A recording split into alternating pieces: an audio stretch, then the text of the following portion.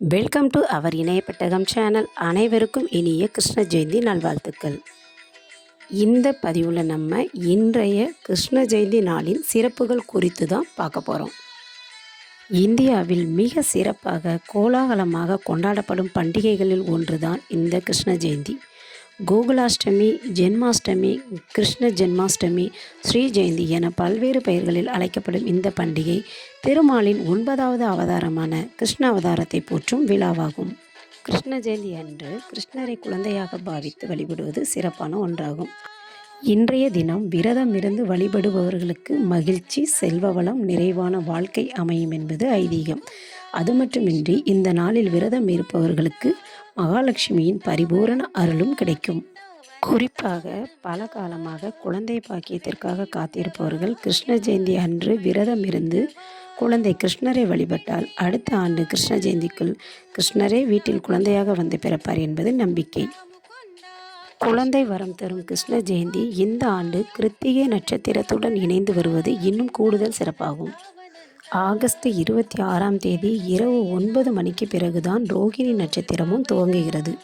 கிருத்திகை முருகப்பெருமானுக்குரிய விரத நாளாகும். கிருத்திகை, சஷ்டி இரண்டுமே குழந்தை வரம் வேண்டுபவர்கள் கடைபிடிக்கும் விரதமாகும்.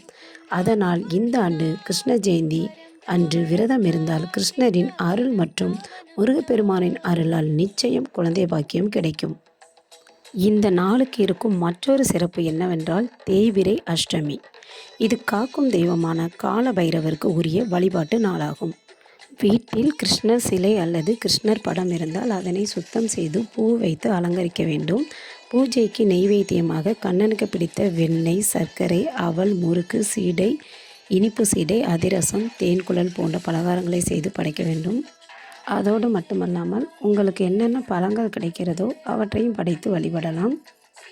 பல வகையான நெய்வேத்தியங்கள் படைத்து வழிபட முடியாவிட்டாலும் கண்டிப்பாக கண்ணனுக்கு பிடித்த அந்த 5 பொருட்களை வைத்து வழிபடுவது மிகவும் சிறப்பானதாகும். கண்ணனுக்கு மிகவும் விருப்பமான பால் பொருட்களான பால், தயிர், மோர், வெண்ணெய், நெய் இந்த 5 பொருட்களையும் வைத்து வழிபடுவது மிகவும் சிறப்பாகும். 5 முடியாவிட்டாலும் சிறிது வெண்ணெய் மட்டுமாவது வைத்து வழிபடலாம். அதுவும் முடியாது என்பவர்கள் சிறிதளவு பாலை காய்ச்சி அதில் நாட்டு சர்க்கரை அல்லது கற்கண்டு சேர்த்து கிருஷ்ணருக்கு நெய்வேத்தியமாக படைத்து வழிபடலாம்.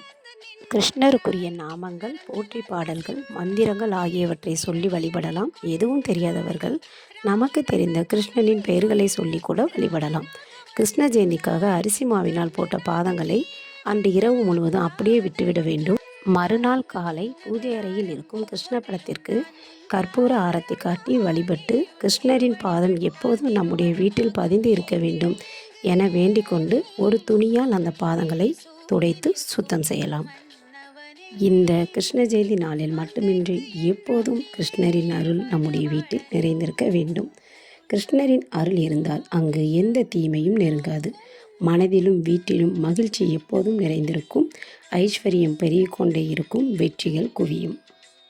பெருமாளின் அருள் இருக்கும் இடத்தில் அவரது திருமார்பில் எப்போதும் நீங்காமல் நித்திய வாசம் செய்யும் திருமகளாகிய மகாலட்சுமியின் அருளும் நிறைந்திருக்கும். மகாலட்சுமி அருள் இருந்தால் அங்கு நன்மைகளுக்கு குறைவு என்பதே இருக்காது. இந்த இனிய நாளான இன்று அனைவரின் வீட்டிலும் செல்வ வளம் பெருகட்டும், மகிழ்ச்சி பொங்கட்டும், இன்பங்கள் நிறைந்திருக்கட்டும். அனைவருக்கும் மீண்டும் ஒரு முறை இனிய கிருஷ்ண ஜெயந்தி நல்வாழ்த்துக்கள். இந்த வீடியோ உங்களுக்கு பிடிச்சிருந்தால் மறக்காமல் எங்கள் சேனலை சப்ஸ்கிரைப் பண்ணுங்கள், லைக் பண்ணுங்கள் அண்ட் ஷேர் பண்ணுங்கள். தேங்க்யூ மக்களே.